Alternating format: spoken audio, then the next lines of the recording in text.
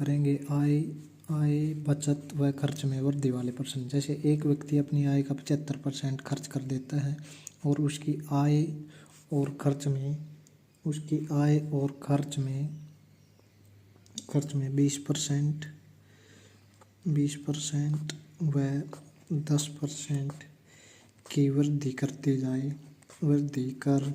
दी जाए तो बचत में कितने प्रतिशत का अंतर आएगा। ठीक है, तो सबसे पहले तो हमें वो फार्मूला पता होना चाहिए कि आय क्या होती है। आय होती है कि बचत जमा खर्च। ठीक है, यानी आपके पास 100 रुपये थे, आपने 20 बचा लिए और 80 खर्च कर लिए, तभी तो टोटल आय बनती है। तो ये जुड़ जाते हैं, बचत में खर्च जुड़ जाती है तो आय आ जाती है। ठीक है, अब देखो पहली लाइन क्या कह रहा है कि एक व्यक्ति अपनी आय का 75% खर्च कर देता है। तो 75% निकाला, 75% यानी इसकी भिन्न बनाएंगे। इसकी भिन्न आती है 75 गुणा 1/100। प्रतिशत का मतलब 1/100। 25 दिया 75, 25 चौका 100, यानी भिन्न कितनी आ गई 3/4। अब देखो ये कह रहा है कि अपनी आय का इतना खर्च कर देता है, तो जो नीचे वाली होते हैं ना उसको आय मान लेना आप। ठीक है, आय यानी आय का 75%, यानी जो 4 है इसका 75% कितना आएगा 3 आएगा। चाहे निकाल के देख लेना आप। 4 का 75%, तो 4 का मतलब गुणा 75% की भिन्न क्या होती है 3/4। 3/4 तो आ गया ना 3। तो ये जो ऊपर वाले आते हैं ये प्राप्त मतलब रिजल्ट आता है, यानी ये रिजल्ट क्या है कि आय तो ये होगी और 75% खर्च कर देता, तो ये 3 क्या है ये खर्च है। ठीक है, तो देखो अब 4 तो क्या है उसकी आय है। ठीक है, और 3 उसने क्या कर दिया खर्च 3 कर दिया, तो बचत क्या होगी उसकी। तो आय में से खर्च घटा देंगे, 4 में से 3 घटा देंगे तो उसकी बचत आ जाएगी। यानी बचत कितनी आ गई, बचत आ गई 1। ठीक है, क्योंकि आय क्या होती है, आय होती है खर्च जमा बचत। यानी आय अगर देखो जैसे खर्च निकाल, फॉर्मूला क्या था बचत जमा खर्च से। अगर बचत निकालनी हो तो ये जो खर्च है ये प्लस में है, उधर जाएगा तो माइनस में हो जाएगा, यानी आय में से घट जाएगा, आय में से खर्च घट जाएगा। ठीक है, ऐसे ही अगर खर्च निकालना हो तो ये आय को इधर रख ले और बचत को उधर भेजेंगे। अगर ये प्लस में उधर जाएगा माइनस में तब खर्च आ जाएगा। तो ऐसे ही है कि आय हमारी 4 थी जो नीचे वाली मान ली हमने इसके, और 4 का 75% 3 होता है, 3 उसने खर्च कर दिया, तो 3 क्या आ गया खर्च है, 4 आय है, तो बचत होगी 1। अब वो कह रहा है कि उसकी आय और खर्च में, यानी आय में 20% की वृद्धि। तो अब देखो इसको डायरेक्ट 20 से गुणा कर दिया करो। ठीक है, प्रतिशत को भूल जाओ। ठीक है, इसको जैसे ठीक है ऐसे प्रतिशत लगा दो, 4 गुणा 20 डायरेक्ट गुणा करो इसको, तो कितना आ गया ये 80% आ गया। और उसकी आय में 20% और खर्च में 10%। देखो खर्च में 10%, खर्च कहाँ ये रहा, इसको भी 10 से गुणा कर दो 10% से, तो 3 गुणा 10 30 आ गया। ठीक है, अब बचत में कितने प्रतिशत की वृद्धि होगी, तो बचत में हमने मान लिया X% की। ठीक है, तो अब इसको गुणा करो 1 को और x को गुणा करेंगे तो x आ जाएगा। अब देखो ये क्या है, ये अपनी आय है 80 आय है, फिर बराबर का निशान, खर्च कितना है 30 है, फिर प्लस का निशान लगा देंगे ये वाला, और x है। तो अब x की वैल्यू निकालनी है। अब देखो ये 30 प्लस में है तो ये इधर आएगा तो माइनस में हो जाएगा, तो 80 में से 30 चला जाएगा तो इधर अपना x बच जाएगा। तो 80 में से 30 गए तो 50%, क्योंकि इनके साथ प्रतिशत था ही, तो x का मान क्या आ गया 50%। यानी हमारी बचत कितने प्रतिशत हो जाएगी 50%। ऐसे आंसर आ जाएगा। ठीक है, तो आपको बस लाइन पकड़नी है। अब देखो जैसे वो बोल देता कि एक व्यक्ति अपनी आय का 10% बचा लेता है। ठीक है। तो आप समझो इसको, 10% लिखा, 10% की भिन्न क्या होती है, 1/10 होती है। तो देखो आय का, तो आय नीचे वाली मान ली आय, ठीक है, आय यानी 10 है, 10 का 10% निकालेंगे तो ये 1 ही आएगा हमेशा, ठीक है। तो 10 यानी अपनी आय का 10% बचा लेता है, ठीक है, बचा, तो ये क्या है, बचत, यानी 10 उसकी आय थी, 1 बचा लिया तो खर्च कितना कर दिया, तो खर्च कितना हो जाएगा, 9 आ जाएगा, ठीक है। ऐसे ही अगर वो दे देता, जैसे अब क्वेश्चन आ जाए कि एक व्यक्ति अपनी आय का 16.2/3%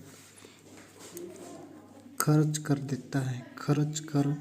देता है। यदि उसकी आय को 20% बढ़ा दिया जाए, 20% बढ़ा दिया जाए तथा खर्च को 10% बढ़ा दिया जाए तो बचत में कितने प्रतिशत की वृद्धि होगी। तो देखो जो ये फॉर्मूला है ये आपको उसमें ही लगाना है कि वो पूछे कि प्रतिशत में कितनी वृद्धि होगी, उसी में लगेगा ये वाला। तो देखो 16/2/3% है, इसकी भिन्न क्या होती है, इसकी भिन्न होती है 1/6 होती है, ठीक है। अब देखो एक व्यक्ति अपनी आय, तो जो शुरू में है उसको नीचे वाले को आय मान लेंगे, ठीक है। अगर यहाँ पर खर्च होता तो नीचे वाले को खर्च, यहाँ बचत होता तो नीचे वाले को बचत। तो 6 का 16/2/3% यानी ये आता है, 1 आता है, ठीक है। तो ये 1 क्या है, ये 1 खर्च कर देता है, यानी 1 खर्च कर दिया। तो देखो 6 तो उसकी क्या है, 6 उसकी है आय। आय का फार्मूला क्या होता है, बचत जमा खर्च, ठीक है। यानी 6 आय होगी, फिर बराबर का निशान बचत, यानी खर्च 6 में से 1 उसने क्या कर दिया, खर्च कर दिया, ठीक है। तो बचत कितनी आ जाएगी, 6 में से 1 गया, 5 बचत हो जाएगी उसकी, ठीक है। अब वो क्या कह रहे हैं कि उसकी आय को 20% बढ़ा दिया जाए, यानी आय को डायरेक्ट आप 20% बढ़ा दो, ठीक है, गुणा कर दो 20 की, तो 20 गुणा 6 120 आ गया, 120% आ गया, ठीक है। अब क्या कह रहा है कि खर्च को 10% बढ़ा दिया जाए, तो खर्च को 10% बढ़ा दो, तो 10 गुणा 1 10%, ठीक है। अब वो क्या कह रहा है कि बचत में कितने प्रतिशत की वृद्धि होगी, तो हमने मान लिया x की होगी, तो 5 गुणा x 5x आ गया, ठीक है। ये प्लस का निशान है तो प्लस इधर आ गया, ये बराबर था इधर बराबर आ गया। अब देखो प्रतिशत में से प्रतिशत घटा देंगे, यानी ये 10 प्लस का है, इधर आएगा तो माइनस का हो जाएगा। तो 120 में से अगर 10 घटा देंगे, ये प्रतिशत है, तो 120 में से 10 गए तो 110% आ गया, ठीक है। और इधर क्या बच गया, 5x। अब देखो 5x है, ये 5x का मतलब क्या है, 5 गुणा x है, ठीक है। तो 110% बराबर है 5 गुणा x। अब देखो ये गुणा में है 5, उधर बराबर के इधर जाएगा तो किस में हो जाएगा, भाग में, यानी 110% बटे 5 बराबर है x, ठीक है। ये x इधर बच गया, तब काट दो इसको, 5 दूनी 10, 1 बच गया, 5 दूनी 10, यानी x का मान क्या आ गया, 22%, ठीक है। ये x क्या है, ये x अपनी बचत है, यानी बचत में कितने प्रतिशत की वृद्धि हो जाएगी, 22% की वृद्धि हो जाएगी, ठीक है। बचत में 22% की वृद्धि हो जाएगी। तो आपको ये पहली लाइन देखनी कि एक व्यक्ति अपनी आय का, तो नीचे वाले को आय मानेंगे, अगर यहाँ खर्च होता तो नीचे वाले को खर्च, अगर यहाँ बचत होती तो नीचे वाले को बचत, ठीक है। लेकिन उसने आय बोली है तो नीचे वाली को आय मान लिया। और 6 का 16/2/3%, यानी 6 की 16/2/3% क्या होता है, 1/6 होता है, तो 6 का 1/6 निकालेंगे तो 1 आएगा, यानी इसका ये इतना प्रतिशत ये आता है ऊपर वाली संख्या, ठीक है, हमेशा। तो यानी उसने क्या बोला है कि इस आय का इतना प्रतिशत, यानी 1 खर्च कर दिया, तो 6 आय थी, 1 खर्च कर दिया तो बचेगा कितना, 5। 6 आय थी, 1 खर्च कर दिया तो बचेगा कितना, 5। ये 5 कहाँ से आया, 6 में से 1 घटा दिया तब 5 आ गया। और फॉर्मूला क्या होता है, आय बराबर बचत जमा खर्च, तो 5 जमा 1 कितना हो गया, 6 हो गया ना, तो आय बराबर बचत जमा खर्च। अब वो कह रहे हैं कि उसकी आय को 20% बढ़ा दिया जाए, तो 6 गुणा 20 120 हो गया। और क्या कह रहा है, खर्च का 10% बढ़ा दिया जाए, तो खर्च को 10 से गुणा कर देंगे, 1 को 10 से, तो 10% आ गया, यहाँ 120% आ गया। अब ये इधर प्लस में है, इसको 5 इससे x गुणा कर देंगे हम, ठीक है। बचत में कितने प्रतिशत की वृद्धि आएगी हमें नहीं पता, हमने x मान लिया, तो 5 गुणा x 5x। अब ये प्लस का 10 है, ये बराबर के इधर आएगा तो घट जाएगा, 120 में से 10 गया 110 बराबर है 5x। 5x क्या होता है, 5 गुणा x, गुणा है तो उधर जाके भाग में हो जाएगा, तो ये x कितना आ जाएगा, 22% की वृद्धि हो जाएगी। क्वेश्चन आ जाए कि राजू की आय उसके व्यय से 20% अधिक है, यदि आय में 60% की वृद्धि तथा व्यय में 70% की वृद्धि हो तो बचत में कितने प्रतिशत की वृद्धि या कमी होगी। अब देखो 20% लिखा, 20% अधिक है, यानी 20% की भिन्न क्या होती है, 1/5, अधिक है तो प्लस लगा दें। अब देखो एक व्यक्ति की आय उसके व्यय से अधिक है, ठीक है, तो इसको नीचे वाले को व्यय मानेंगे हम, ठीक है। क्यों मानेंगे, क्योंकि अगर आपने ये आय मान ली, चलो मान लेता, आप इसको आय मान लेते और फिर 5 में 1 जोड़ देते 6 क्या, इसको क्या मान लेते अब, व्यय मतलब खर्च। तो आपको ये हमेशा ध्यान रखना है कि आय से अधिक खर्च हो ही नहीं सकता, ठीक है। तो एक बात हमेशा याद रखना कि जो आय होती है, आय वो हमेशा खर्च और बचत से बड़ी होगी, तो इसको वह मानेंगे, ठीक है। इसको वह मान लिया तो 6 क्या हो जाएगी, आय हो जाएगी, ठीक है। यानी आय कितनी है होगी, उसकी आय होगी 6। तो आय का फॉर्मूला क्या होता है, बचत जमा खर्च, ठीक है। अब देखो ये 5 है, 5 क्या है, व्यय मतलब खर्च, तो 5 व्यय है तो बचत कितनी हो जाएगी, तो 6 में से 5 घटा के देंगे तो 1 आ जाएगा, तो इसको प्लस लगा देंगे, ठीक है। क्योंकि आय क्या होती है, बचत जमा खर्च, तो बचत 1 है, जमा का निशान, खर्च 5 है, 6 हो गया। अब क्या करें कि आय में 60% की वृद्धि कर दी जाए, तो ये आय है, इसको 60% से गुणा कर दो, तो 6 गुणा 6 36, 360 आ गया, ठीक है, बराबर का निशान।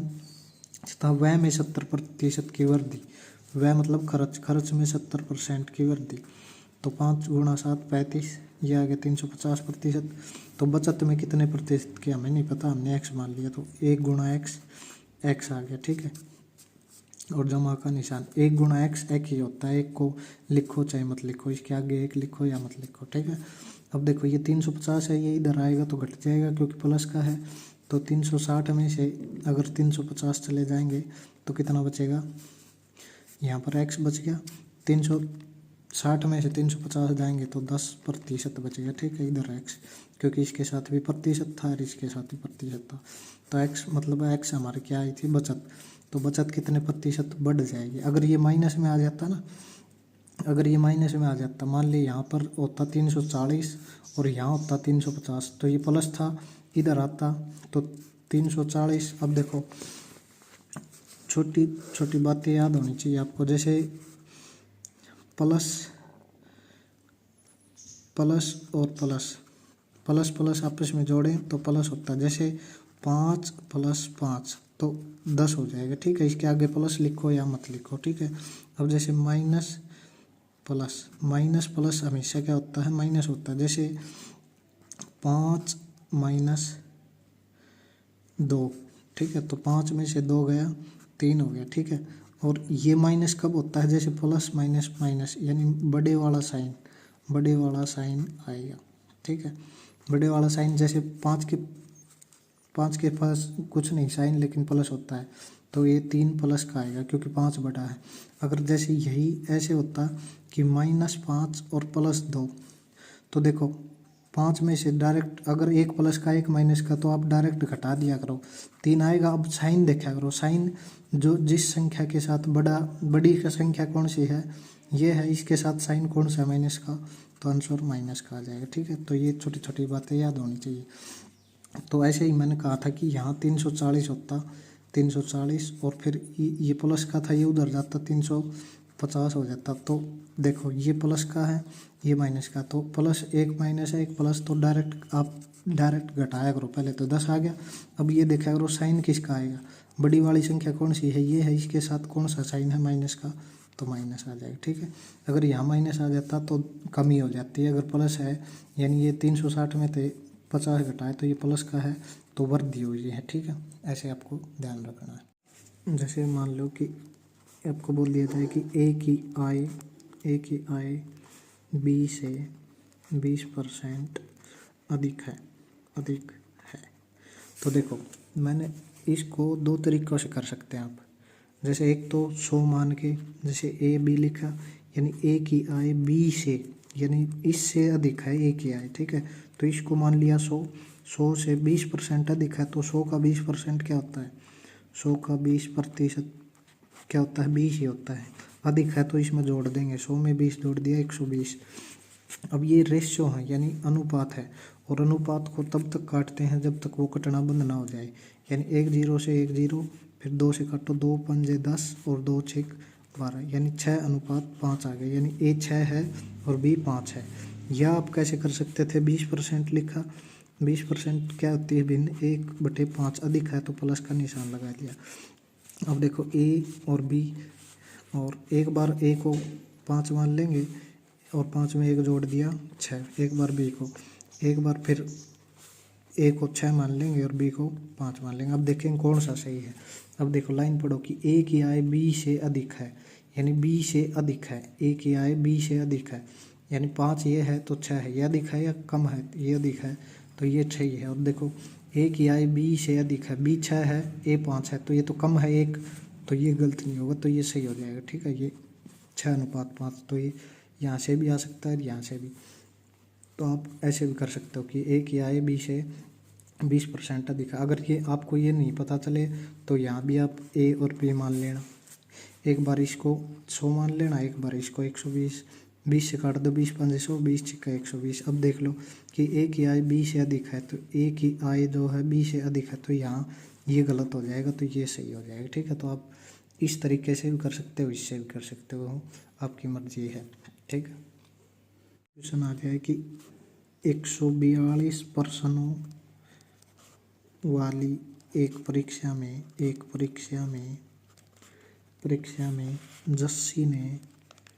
जस्सी ने पहले 71 प्रश्न में से 40% उत्तर सही दिए, ठीक है। संपूर्ण परीक्षा में उसका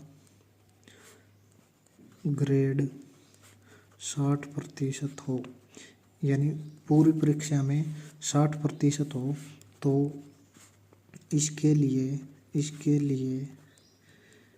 उसे शेष 71 प्रश्न में से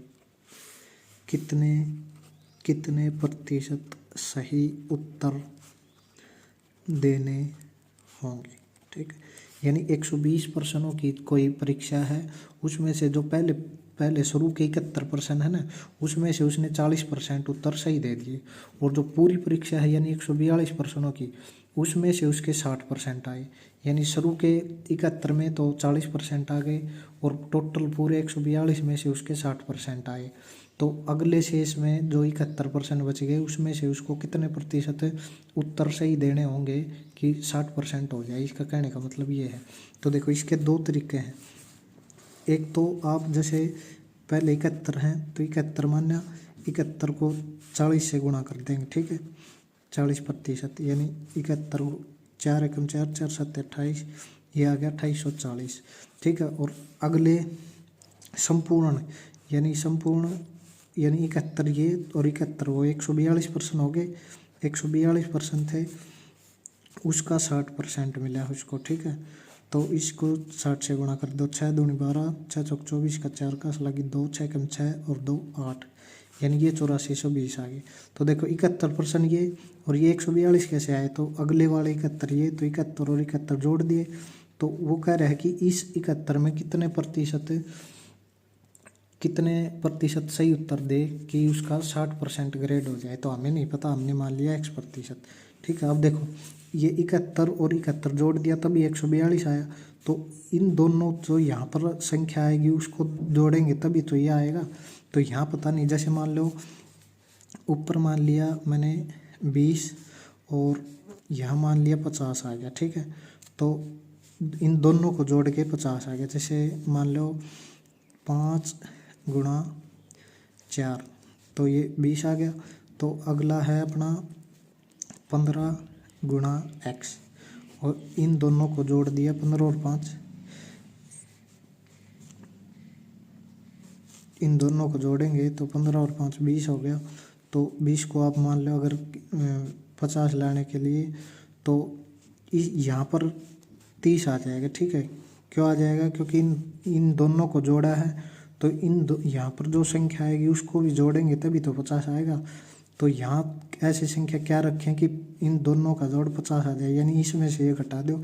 30 और 20 50 होते हैं। ठीक है, तो ये 30 कहाँ से आया? इसमें से ये घटा दिया। तो यहाँ पर क्या संख्या आएगी? वो संख्या इसमें से ये घटा दो। ठीक है, तो 8420 में से अगर 2840 आप माइनस कर दोगे तो ये आ जाएगा 5680। ठीक है, 0 में से 0, 12 में से 4 गए 8, ये तो यहाँ आ जाएगा 5680। ठीक है, तो 71 गुणा x प्रतिशत मानना है हमने। तो ये देखो 71 गुणा x प्रतिशत बराबर है कितना आया अपना? 5680। तो x इधर रख लेंगे, ये 71 गुणा में उधर जाएगा तो भाग में हो जाएगा। ठीक है, 71। तो अब देखो 71 गुणा 8 करेंगे ना, तो 71 गुणा 8 होता है 568, और 0 बच जाएगी। तो x प्रतिशत कितना आ गया अपना? 80%। यानी जो अगले 71% है ना, उसमें से उसको 80% ठीक करने पड़ेंगे। 80% ठीक करेगा ना, तभी उसके 60% टोटल बन जाएंगे। अब देखो एक तरीका तो ये था, ये है मतलब ये बहुत लंबा पड़ जाएगा, तो ऐसे नहीं करना हमें देखो 142 थे, 142 में उसने 2 भागों में बांट रखा है, 71 ये और 71 ये।